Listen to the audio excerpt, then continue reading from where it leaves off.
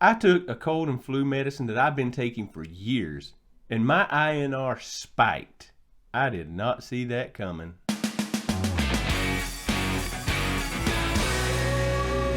Quick disclaimer, I am not a medical advisor. I'm just sharing my experience with you so that you can have better conversations with your doctor. Nothing else in my routine changed. My diet was steady, my meds were the same. So when my INR came back at 4.0, I was surprised.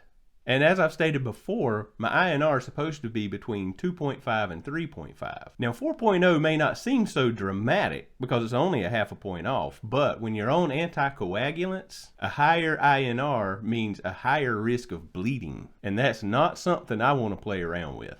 So last winter, I caught a cold. I went to the store and I bought an over-the-counter cold and flu medicine that I always buy. Took it a few days, felt better, no big deal. Then I went to my doctor to get my INR checked because it was the time for regular checkup. 4.0.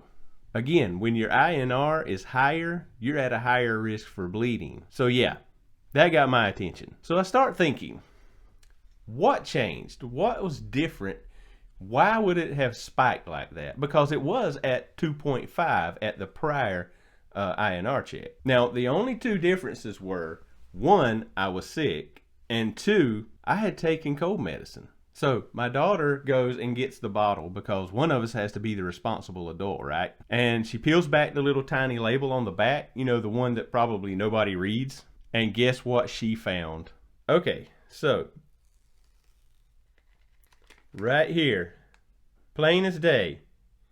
Ask a doctor or pharmacist before use if you are taking the blood thinning drug Warfarin.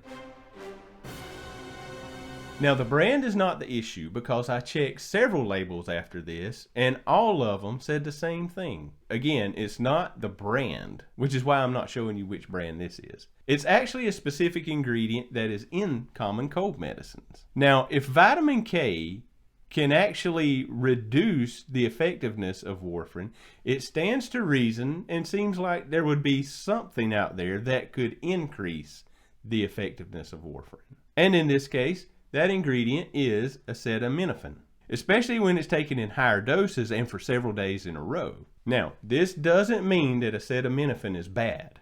It doesn't mean that it happens to everyone.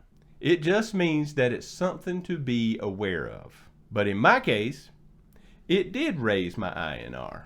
And once I stopped taking that cold and flu medicine, my INR gradually came back down to the level it was supposed to be. Now, it did take a few days, but it stabilized. The biggest lesson in all this is not to never take cold and flu medicine. It was, number one, read the labels first, as in preferably before you start taking the medicine. And number two, ask your doctor or pharmacist so you can get a plan. So if you're on blood thinners, I hope this makes you pause and double check, not panic. And if something has ever surprised you like this, I would genuinely love to hear about it in the comments. I share things like this because I wish somebody had shared them with me sooner. And all the research I've done, it seems like it's mostly medical jargon and not in plain language for people like us. So if this has been helpful for you, stick around and we'll journey this thing together.